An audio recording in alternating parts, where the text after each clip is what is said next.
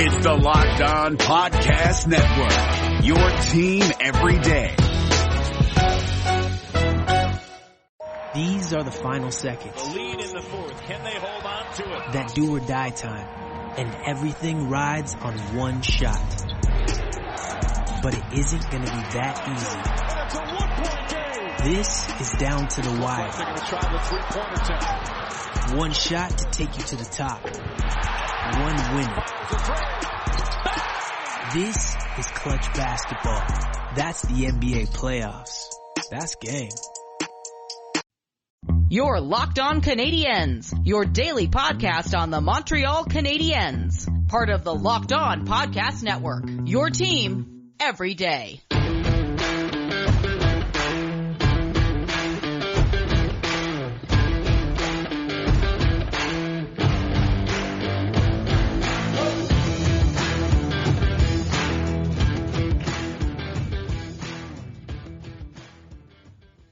Hello everyone and welcome to episode 331, I think, of Locked On Canadiens. Today's episode is brought to you by Rock Auto. Amazing selection, reliably low prices, all the parts your car will ever need. RockAuto.com.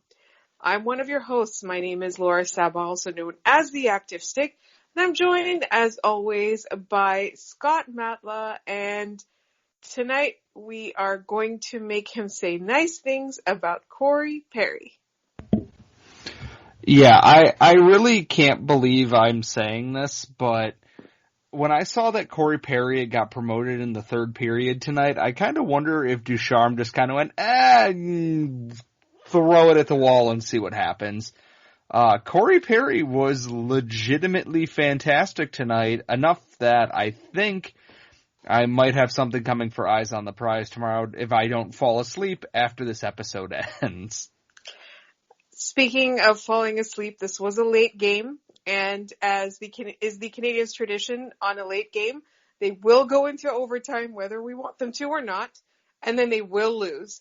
Let's start with a recap of the game overall. I told Scott that I was going to throw some takes at him and have him react in real time. So I'm going to start with something that I don't think that a lot of people will agree with, and that is that I no longer think that the Canadiens' problem is that they cannot score.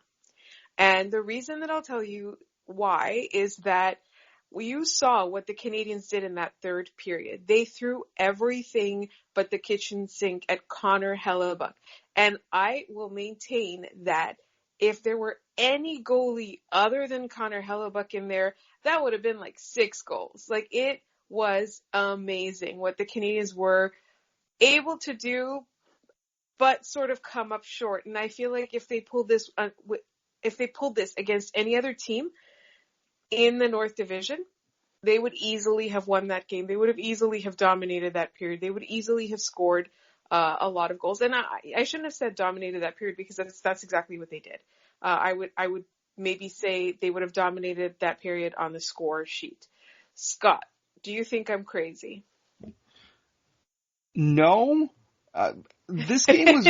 This is what happens when you play a Vezina caliber goalie, is that sometimes they have an off night. We've seen Carey Price across his career get absolutely lit up on some nights, and then the next game there's nothing. Yeah, Connor Hellebuyck allowed 3 goals, but anyone who watched the third period should probably realize that, like you said, it should have been 5 or 6. There were, before the Canadiens got their tying goal with the goalie with Carey Price on the bench there, they had a chance from Paul Byron, a chance from Brett Kulak, a chance from Yoel Armia in rapid succession, that if a goalie isn't playing at the top of their game, those are goals. Even, and we already talked about Corey Perry, but he had chances. The entire third period up until the game-tying goal late was just Montreal battering Connor Hellebuyck over and over and over again. I'm looking at the numbers here, and it's lopsided. In the third period, Canadiens controlled almost 78% of the shots. They had 16 shots against 10 against at 5-on-5. They had 17 scoring chances while allowing only 6, 10 high danger chances while allowing only 2. They had almost 2 expected goals in that period. The Jets barely finished with the same amount over the course of the game. Sometimes life isn't fair, but the Canadians right now are unlucky, if anything, and I know everyone's probably sick and tired of hearing that at this point. And I would totally understand, and I would say that, yes, this is a matter of them being unlucky. But the reason that I threw that take at you is because for so long we've talked a lot about how the Canadians can't score, they can't finish, they can't score. That has been true, but they've added scoring presence. And the reason that I said what I said is that if you look at what they were able to do, I think that's what would happen if your forward is allowed to live out their perfect dream scenario on the ice. Because the reason that I say that is because they put Gallagher back with Tatar and Danault, and that was a line that wasn't doing well historically in this season.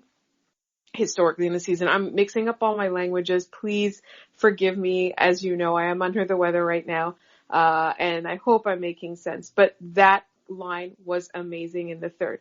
Corey Perry, obviously, we talked about, he was good. And when you look at what Jonathan Drouin was able to do in there, like Brett Kulak even was almost able to score, and it was just sort of like a hallmark of overall in the opponent's zone, the Canadians were playing so well. And you look at like Tyler Toffoli, obviously he scored a goal, but how dangerous he looked. Like Josh Anderson, everybody looked good. Nick Suzuki, they looked good in the little things, in their passes, reading the plays, cycling the puck, all of those things that you want them to do, winning faceoffs, which is now apparently a big concern. And it's something that the fan base and media are talking about, but they were winning faceoffs.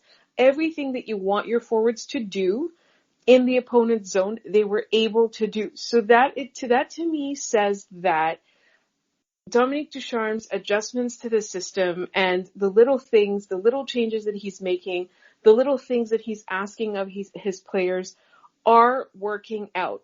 But the problem is that's your perfect dream scenario when they gain their zone. But what happens in the neutral zone or what happens on the back end, that's part of what is letting this team down. So, like, in my opinion, I think, like, if you improve your transition game and you improve your defensive game, then the Canadians can be good again. Not a juggernaut, but they can be good. I would say that they would be like a lock for the playoffs. I would say that I would have expectations that they would be able to win at least one round. All of those things can come back if they can fix what's going on behind their offensive play. And I know some people will argue that no, there have been games here and there that they haven't been able to score. I would consider those bad luck games because this team, like, the personnel up front has changed so much, both in composition and in personnel, that I think that that's not the problem on this team. And the fact that they ran into a hot goalie is kind of the reason that they didn't come out with a win in this particular game. But we're going to talk about the transition and the defensive play in our next segment. But first, real quick, I want to remind you that BetOnline is the fastest and easiest way to bet on all your sports action. Football might be over, but NBA, college basketball, and the NHL are in full swing. BetOnline even covers awards, TV shows, and reality TV, real-time updated odds, and props on almost anything you can imagine. BetOnline has you covered for all the news, scores, and odds. It's the best way to place your bets, and it's free to sign up. Head to the website, betonline.ag, or use your mobile device to sign up today and receive your 50% welcome bonus on your first deposit. That's betonline.ag, and you'll receive 50% welcome bonus on your first deposit with our promo code LOCKEDON. BetOnline, your online sportsbook experts. We have been telling you about Built Bar, the best tasting protein bar on the market for a while now. Built Bar is the amazing low calorie, low sugar, high protein, high fiber, amazing tasting protein bar with 100% chocolate on all bars. Now is the time to find out which Built Bar is the best. It is Built Bar Madness. So if you go to BuiltBar.com or at bar_built on Twitter, you can stay up to date on the Built Bar Madness brackets. We're in the home stretch now, and you can also, if you want to try any of these delicious, delicious bars, you can use the promo code LOCKED15 to get 15% off your next order. That's LOCKED15 to get 15% off your next order at BuiltBar.com, and check back to see who won today's matchup and who will become the best tasting protein bar. Betting on the NHL doesn't have to be a guessing game if you listen to the new Locked On Bets podcast hosted by your boy Q and handicapping expert Lee Sterling. Get daily picks, blowout specials, wrong team favorite picks, and Lee Sterling's lock of the day. Follow the Locked On Bets podcast brought to you by betonline.ag wherever you get podcasts. All right, so the knives are out for Shea Weber in Montreal. Even Benoit Brunet, who I saw somebody say that he never has anything good to say about anybody. I strongly disagree. He likes big guys. He loves using the words "c'est un gros bonhomme." He loves that. He loves that kind of thing. Even he was talking about how Shea Weber is overutilized, and the entire panel on RDS tonight was talking about it. We have been talking about it for a while now. The fan base has been noticing for a while now. And finally, the knives are out in the mainstream media, which means that at some point, Dominique Ducharme is going to get asked, are you crazy with this ice time? So tonight, the numbers I'm looking at on Natural Stat Trick are a little bit skewed because of how much Montreal pressured the Jets and everything, and Shea Weber finished with respectable-looking numbers. And then I look at this and realize he played 25 minutes and 10 seconds, and that's all situations. Penalty kill, power play, even strength, whatever. Jeff Petrie and Brett Kulak, who were both miles better. Kulak played literally 7 minutes less, and Jeff Petrie played almost 4 minutes less than Shea Weber. It's not working. I understand you're relying on Weber to be one of your penalty killers, but this insistence to continue using him, and he's playing too much. I don't see a lot from Shea Weber that I'm used to seeing. Dan Robertson, who I think is a great play-by-play guy, he's going that Weber's got the puck and he's got space, and then you hear the puck hitting the end boards. In the defensive zone, Weber looks like he's a step behind. He doesn't carry the puck. He just defaults to chucking it to whoever's open. It's not working right now. We talked about it this week. I think we talked about it last week. I don't know if it's Joel Edmondson that doesn't mesh with him or what, but if you're going to play him 25 minutes, he damn well better be having a really good game. And again, I don't think he was a driving force in this game like Weber or like Petrie and Kulak were. I think he's the benefit of a very strong push from the Gallagher, Tatar, Deneau line and just the forwards doing a ton to help out late in the game. And I know that you're the new coach, but look at what the video is showing you. If the video's meshing up with one thing and the numbers are kind of looking like another, maybe kind of marry the two together there and realize you're kind of hurting yourself by trying to make this work right now. And that's the thing. It's not just the numbers, it's the eye test, it's everything.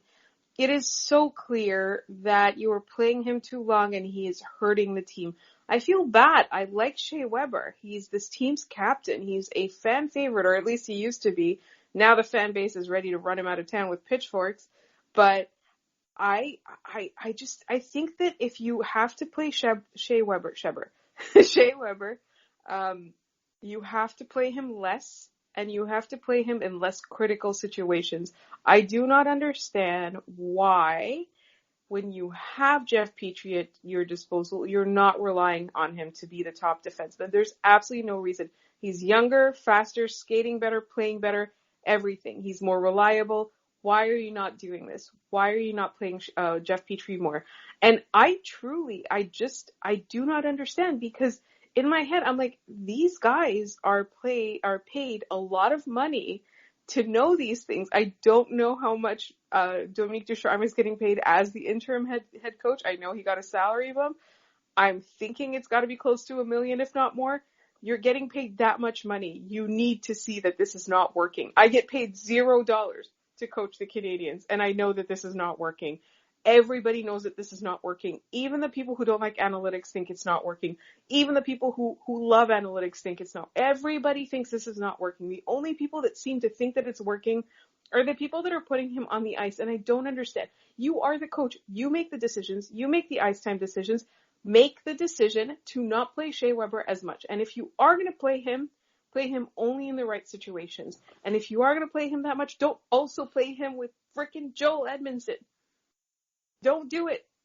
It doesn't make sense. And that's the other thing, is because like the Jeff Petrie and Kulak pairing are going so well.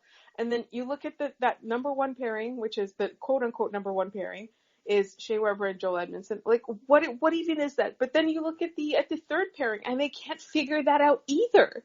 Something's not working there either. Like, and that's the problem, because Romanov, if you were watching tonight, he had moments where he did so many good things. And then you look at the overall numbers, and Scott, what did they say? Somehow that Ouellet and Romanov were actually pretty decent tonight, and looking at numbers, and I know we've talked about this a lot, is that they tell one story, but they don't tell the whole story, and how much of that is the third period push. I wish I had kind of kept track of what they looked like before the third period had started, because that's crucial to understanding how this game was. Ouellet, I think, is at fault for the second Kyle Connor goal. He's falling over Carey Price. He's not in position. I think he's, in terms of last gasp substitutes, I think he's a fine piece for that. I don't think he's a regular in this NHL lineup anymore. I'm looking at who's in the AHL, Josh Brook, Otto Leskinen, Victor Mete sitting up at the press box. Those are guys I would rather see at this point. I would rather see untested Jordan Harris, because it can't be worse, right? And I know, because I criticized Corey Perry in the Eyes on the Prize Slack right before he set up Tyler Toffoli's game-tying goal, but something just isn't right here, whether it's meshing. And I almost half expect to see Xavier Ouellet with Shea Weber next game, which I hope that doesn't happen. But knowing my luck, and because how the world loves to mess with me, they'll become an elite shutdown pair for some godforsaken reason. Speaking of that game, the next game, it is against the Vancouver Canucks. And don't forget that we have a locker room, which we hope you join us at. After the game, we're going to talk to you guys. You're going to be able to say your piece as well. So if you don't have locker room, get it. And we'll remind you again on tomorrow's episode as well. But in the meantime, don't forget, rockauto.com is the only place you should be looking for anything that you need for your car, whether it's accessories, car parts, things to clean your car with, mats, anything that you need. You'll find it on rockauto.com, and you will find it at a lower price than you will find anywhere else. Not only that, they have this easy-to-use catalog that all you have to do is put in your car's make, model, and year, and they will have whatever you need for it. It's got the widest selection you've ever heard of, and the catalog is so easy to use. Everything just drops down in front of you when you select your car, and you'll be able to even choose the price that you want to pay. And at the end of all that, if all of that isn't enough incentive, you will get the parts delivered directly to your door. So you're going to be paying the lowest prices. You're going to be finding anything you need, and it's going to come straight to your door. That is an absolute no-brainer. So don't forget to go to rockauto.com, and in their How Did You Hear About Us box, enter Locked On so that they'll know we sent you. Amazing selection, reliably low prices, all the parts your car will ever need. rockauto.com. These are the final seconds. The lead in the fourth. Can they hold on to it? That do or die time. And everything rides on one shot. But it isn't going to be that easy. And it's a one-point game. This is down to the wire. They're going to try the three-point attempt. One shot to take you to the top. One winner. This is clutch basketball.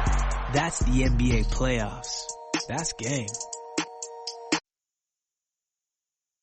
Get the upper hand in your fantasy league with daily fantasy hockey advice from Locked On Fantasy Hockey. Fantasy hockey expert Scott Cullen gives you the tips, insights, and analysis for season-long dynasty and DFS leagues, breaking down all the stats and information to keep you ahead of the competition. Subscribe to the Locked On Fantasy podcast wherever you get podcasts.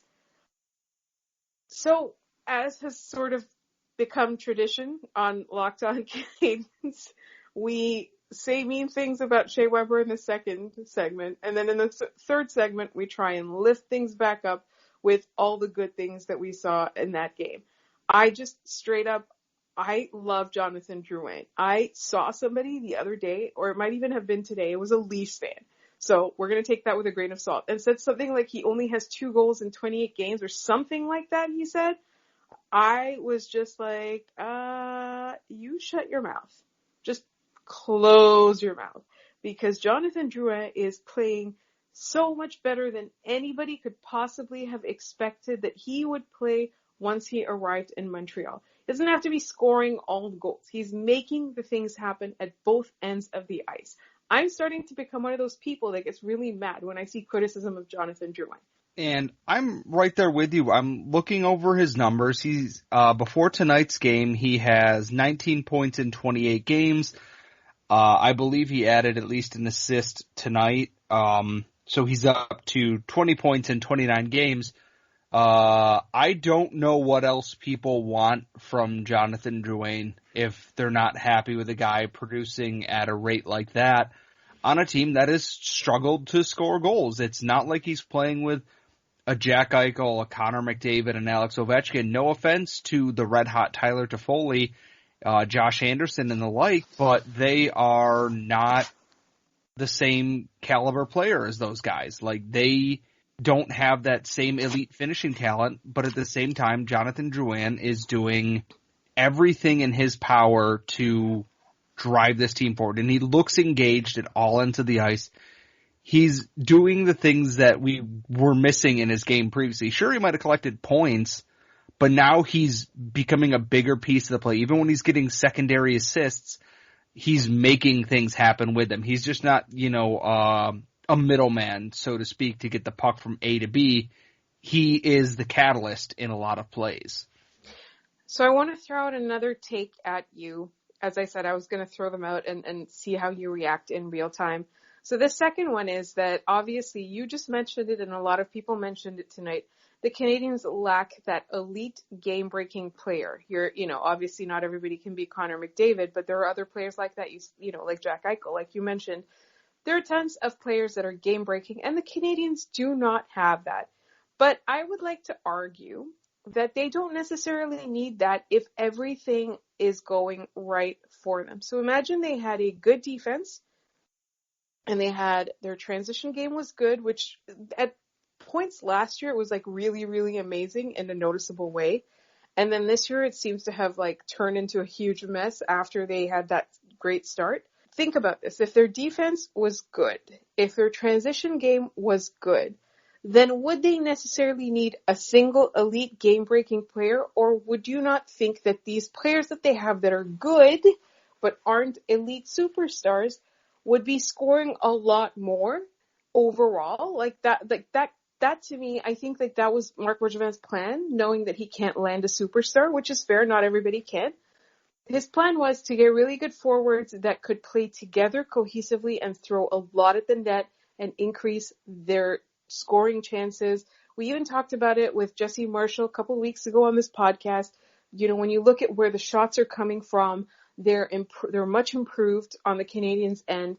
They are doing better. If everything was going right, They wouldn't necessarily need an elite superstar, but the problem is right now, the things that are going wrong are dragging them down too far. What do you think? I would agree with that. And the thing is, it feels like we go through these cycles where it's Drouin is hot, and then Toffoli is hot, and then Anderson is hot, and then Suzuki is hot, and then Gallagher is hot. We're missing that total group cohesion where, like earlier in the year, they rolled line after line and just racked up scoring chances and points, and now it feels a little bit more by committee and not in the good way. My thought is then, how do you kind of find that mesh and create the best, the biggest possible like cohesion and chemistry with these lines here to try and get that back? Obviously the Canucks will probably help out anyways, because the Canucks are, by all accounts, terrible. And I can't believe I'm saying this. No TSN. I'm not worried about the Canucks being, 1 or 2 points back. We have 4 games in hand on them and play them twice this week. Do not create some drama that is not there right now. That is not a thing that is happening. The Canucks are the Canucks, and they can sucks, and the Habs are not that. They are 4 games in hand. Chill with that nonsense. But back to the main point, I wonder now with how heavy their emphasis is on creating shots from the blue line, if finding those defensive pairings that can generate offense. We know Petrie-Kulak works. We know Edmondson-Petrie works. The common denominator here is Petrie works. Simple as that. None of the others work without him. Everyone else is broken except for Brett Kulak, but only when he plays with Jeff Petrie. Like, if they can find that kind of, smooth cohesion there, maybe Victor Mete is that guy. Maybe he's not. Maybe you move Kulak with Shea Weber and you play Mete with Jeff Petrie because Jeff Petrie works. If there's more offense coming out of there, it's going to help the forward group because teams are going to have to cheat to the blue line when they become a threat again. The options are right there in front of them. It's just whatever they can actually make of it now. I absolutely agree with you. And so for me, I really do think, we're talking about shots from the blue line, but also I want to see a lot more overall altogether working together to move the puck into the zone. And I'm trying to say it in such a way that you can kind of visualize it. The team comes together, like they have a smooth line change, which has been a problem the last few games as well. It has, like they've had issues on that front. I think a bad line change even caused that overtime goal tonight. You want them to be moving and playing as a unit to carry the puck into the zone as a unit. And then once you're in that zone, don't let the other team out. Like, how many times did you watch Winnipeg get called for icing tonight? How many times did the Canadians just, absolutely, I guess imprison them is a good word. Like, it was an all-encompassing effort in that third period. And that's the way that it should always look. To me, I think that cohesiveness is missing because of the back end. That group play is missing because of the back end. That, when I want to say it was Charlie O'Connor, but it was last year, they were talking about how the Canadians are really good at clogging up the neutral zone and just moving the puck and the play into your zone. Like they just kind of seamlessly and smoothly do that. That's something that I want to see. And so the Canadians really need to figure out whatever's going on their back end. I know Marc Bergevin said that he didn't want to make a trade, which almost absolutely means he is going to make a trade.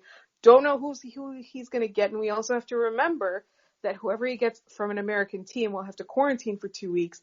We don't know what's going to happen, but we do think that this needs to change. I know that Dominique Ducharme is not an idiot. I just don't understand why, as a coaching staff, they are not seeing that Shea Weber is really dragging this team down. He doesn't have to be. You can play him in such a way that he can succeed. He really doesn't have to be. And I also kind of wondered tonight a little bit after I was looking at people kind of trying to run him out of town. And I'm wondering, is it coming from on high that he has to play? Is it the ownership? Is it the management that are forcing a coach's hand? The Canadians aren't like that. They're not a team that is prone to doing that. So I really I'm not getting an adequate, satisfactory answer as to why Jeff Petrie is not the top defensive player on this team. both in assignment and in ice time and in everything else? Like that's a question that I really want answered as a Canadiens fan. I think we all really do. And I think sooner or later it's coming. Like, it's going to come to a head and you just can't, you're not going to be able to avoid it, quite frankly. And hopefully they come to it in a more natural way, not a screeching car crash halt of a way where everyone is screaming and everything's on fire. Just recognize this. It's not a knock on Shea Weber. It's just that right now you have a better option. And I think if they want to keep going forward here and, try to make up some of that ground they lost, you gotta lean on the guy who's doing the most for you right now, and that's Jeff Petrie and not Shea Weber. That's exactly it. And so, with this, we will bid you adieu, and we will talk to you, for sure we'll talk to you tomorrow, because first of all, there's a mailbag episode, but also we have our locker room tomorrow night after the game. So don't forget to join us for that. If you want to find us on Twitter, we're at LO_Canadians. If you want to email us, we're at lockedoncanadians@gmail.com. If you want to follow Scott, he's at Scott Matla. If you want to follow me, I'm at The Active Stick. Fair warning, I'm complaining a lot about being sick right now, so if that's not your thing, wait a few days. If not, please follow me at The Active Stick. Don't forget to subscribe to this podcast wherever you get your podcasts. Thank you so much for listening. We will talk to you tomorrow.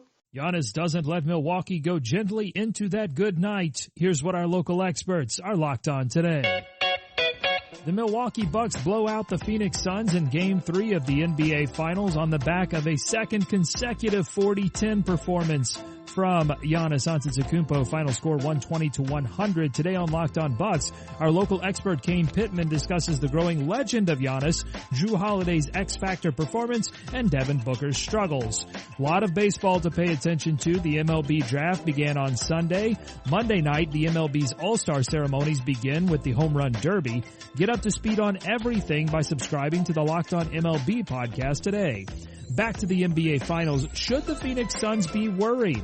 The answer is on the Locked On Today podcast. All the sports news you need in under 20 minutes. Follow Locked On Today, wherever you get podcasts. Local experts on the biggest stories. It's the Locked On Podcast Network, your team every day.